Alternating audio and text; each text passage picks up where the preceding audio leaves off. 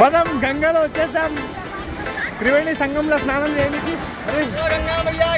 జై బోలో గంగా మయ్యాకి జై. అది కనిపిస్తుందా? అది జనం, అది అంతా జన హిందూ సముద్రం అది. అందరికీ నమస్తే, welcome to Balaji blogs. Last బ్లాగ్లో మీరు అందరు చూసారు, నేను హైదరాబాద్ నుంచి ప్రయాగరాజ్కి వచ్చాను. సో ఇవాళ బ్లాగ్లో మహాకుంభ్ గంగా త్రివేణి సంగంలో మేము స్నానం చేయడానికైతే పోతున్నాము. మనతో మన బ్రదర్స్ ఉన్నారు ఇక్కడనే, వీళ్ళు లోకలు నా ఫ్రెండ్స్ అన్నమాట, మన అంకిత్ భాయ్ అండ్ సౌరవ్ భాయ్. సో ఇక్కడనే ఉంటారు వీళ్ళు. సో వీళ్ళు నన్ను సంగంలో తీసుకుపోతారు స్నానం చేయడానికి. అండ్ ఇక్కడ మీ అందరికీ నేను క్రౌడ్ చూపిస్తాను. ఇవాళ డేట్ వచ్చేసి 23 అన్నమాట. సో ఇటు క్రౌడ్ చూడండి ఎట్లున్నది, లక్షల క్రౌడ్ ఉందన్నమాట ఇక్కడ. నేను బ్యాగ్ గీగు ఇప్పుడు ఎక్కడ ఏం పెట్టలేదు, ఇక్కడ రూమ్స్ కూడా దొరకవు. కానీ గవర్నమెంట్వి కొన్ని ఫెసిలిటీస్ ఉన్నాయి. నేను అన్నీ చెప్తాను మీకు, ఒకసారి స్నానం చేసుకున్న తర్వాత మంచిగా డీటెయిల్గా చెప్తా మీకు. జామ్ చూడండి అందరు రోడ్డు మీద, అగో చాలా ఘోరంగా జామ్ అయ్యింది.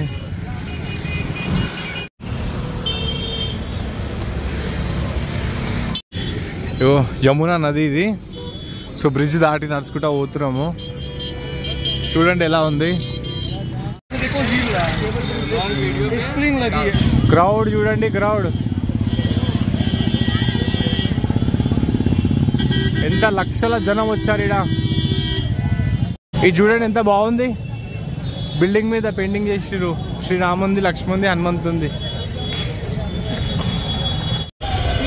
ఇగో సంగం 0.3 అది కనిపిస్తుందా? అది జనం, అది అంతా జన హిందూ సముద్రం అది. ఇగో వెనకాల చూడండి. మీరు ఇది అందరు చూసారనుకుంటా న్యూస్లలో, టీవీలలో. ఇది బాగా ఈ ఎంట్రీ అనేది మీకు కనిపించని ఉండొచ్చు.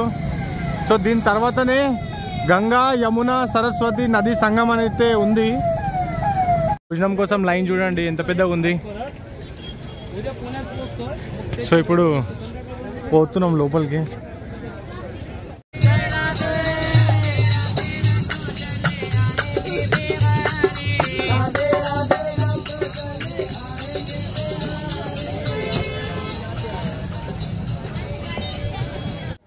చూసుకోవచ్చు మనం స్వంగం ద్వార్ ముందు నించుని ఉన్నాం. నా ఎదురుగా సంగం చూసుకోవచ్చు మీరందరూ.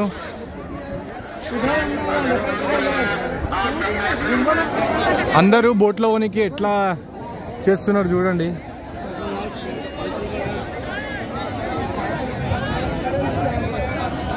మా వాళ్ళు మాట్లాడుతుర్రు రేటు. సో బోట్ ఎక్కి పోతాము.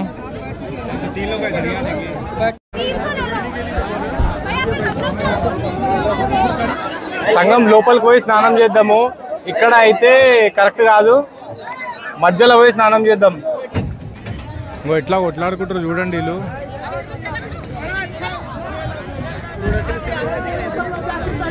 ఓ బాయ్, ఇగో ఎట్లా పోతున్నారు చూడండి.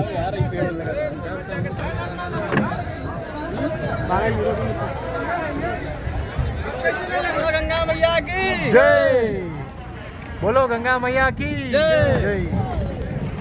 ఓ ఇది ఎట్లుంది చూడండి.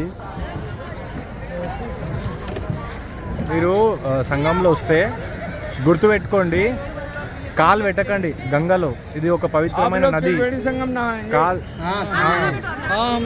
కాలు పెట్టకండి, ఫస్ట్ నమస్కారం చేసుకోండి. ఎందుకంటే ఇది చిన్న నది కాదు, గంగా నది. యమున, సరస్వతి ఇంకా గంగా ముగ్గురు కలిపి వస్తుంది కదా.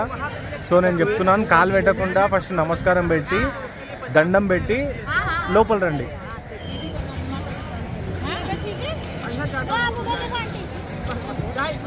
ఇగో ఇది గంగా ఎంత ఫాస్ట్ గా పోతుంది చూడండి. ఎంత నీళ్ళు ఎంత ఫాస్ట్ కొట్టుకోబోతున్నాయి చూడండి. అది వచ్చేసి ఏ భాయ్ హమ్ బయటేంగే అమ్మ జాగ్రత్త రా నాయన, కొట్టుకోబోతున్నాం ఈడ. ఇగో ఈ నీళ్ళు చూడండి ఎంత ఫాస్ట్ గా కొడుతున్నాయి. అటు దిక్కు యమున ఉంది. ఇప్పుడు ఇదంతా నీళ్ళు సంగం అన్నమాట. చూసుకోవచ్చు ఎంత ఫాస్ట్ గా ఉన్నాయి నీళ్ళు. मारुति बैग ये फोन था एक मिनट फोन था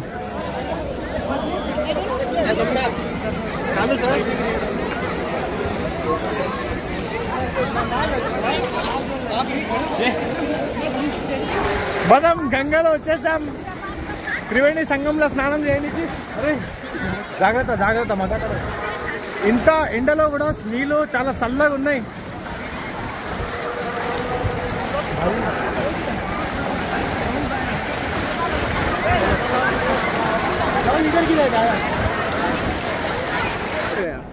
హర్ హర్ మహాదేవ్.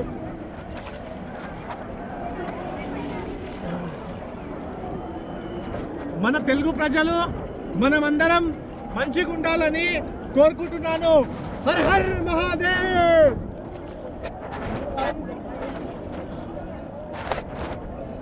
వన్ 44 years తర్వాత ఈ అవకాశం మనకొచ్చింది గంగలో స్నానం చేయడానికి. నేను మన తెలుగు ప్రజలు మనం అందరం మంచిగా ఉండాలని ఒకటే కోరుకుంటున్నాను. సో హర్ హర్ మహాదేవ్.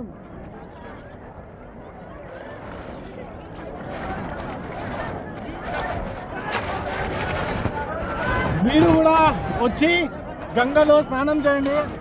ఎందుకంటే జీవితంలో ఒకటేసారి వస్తుంది. ముందుగాలైతే 4 సంవత్సరాల్లో ఒకసారి కుంభ వస్తుంది. దాని తర్వాత 6 సంవత్సరాల్లో ఒకసారి అర్ధ కుంభ వస్తుంది. 11 సంవత్సరాల తర్వాత పూర్ణ కుంభ వస్తుంది. 144 years తర్వాత మహాకుంభం వస్తుంది. అలాంటి అవకాశం మనకు దొరికింది. హర్ హర్ మహాదేవ్. హర్ హర్ గంగే. గంగలో స్నానం అయితే చేసేసుకున్నాను.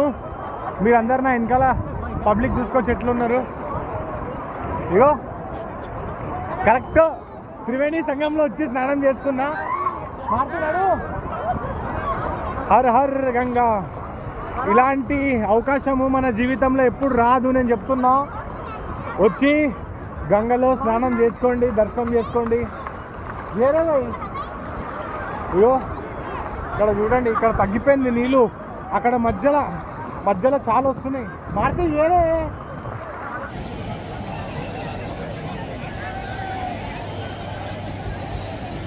అరే క్యా భరీ నీళ్ళు తీసేసుకున్నాం. సంగం కా సంగం वही तो बोला ना गंगा का पानी. గంగాలో అంటే ఇవి త్రివేణి సంగం. గంగా యమున సరస్వతిలో స్నానం చేసేసుకున్నాము. స్నానం చేసుకున్న తర్వాత ఇప్పుడు మేము పడవ నుంచి బయటికి వస్తున్నాము. మనం లేకపోతే నేను నిజం చెప్తున్నాను ఏం చేయలేకపోతుండే. వీళ్ళు ఇక్కడ మనం ఎట్లయితే హైదరాబాద్ లో లోకల్స్, వీళ్ళు ఇక్కడ లోకల్ అన్నమాట. మనోడు ఇది రాజయ్య బయట జో భాయ్. 200 రూపాయలు ఇస్తే ఈ పడవల మంచిగా తీసుకొస్తారు. మధ్యలో తీసుకొచ్చి మంచిగా స్నానం చేపిస్తారు. అక్కడ చేసుకుంటే మాత్రం మీకు ఇంకా అక్కడ అంటే అక్కడ కూడా చేసుకోవచ్చు. కాకపోతే అక్కడ మీకు కేవలం యమున నది ఉంటుంది. ఇక్కడ మధ్యలో వచ్చేస్తే మీకు 3 నదులు కనిపిస్తాయి. ఎంత మంచిగా ఉంది బాస్. అగో అటు దిక్కు చూడండి ఎట్లుంది.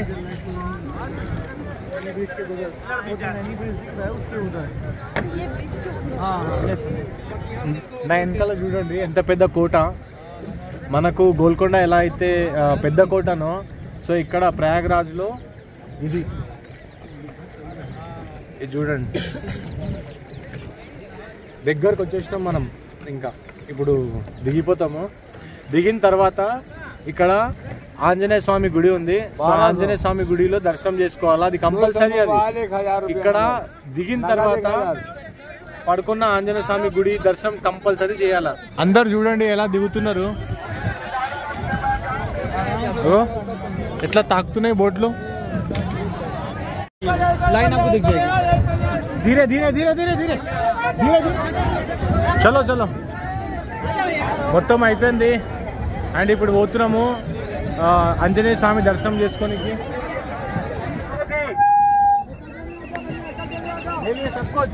చలో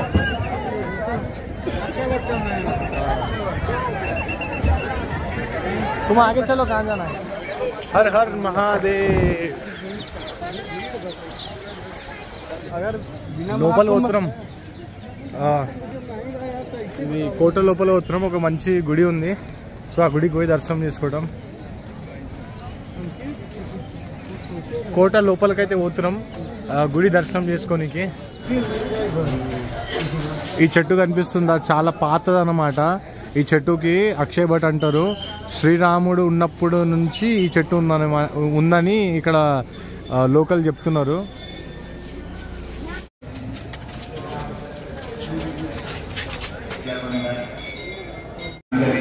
లోపల చూడండి వచ్చాం. దర్శనం లైన్ చూడండి ఎట్లుంది.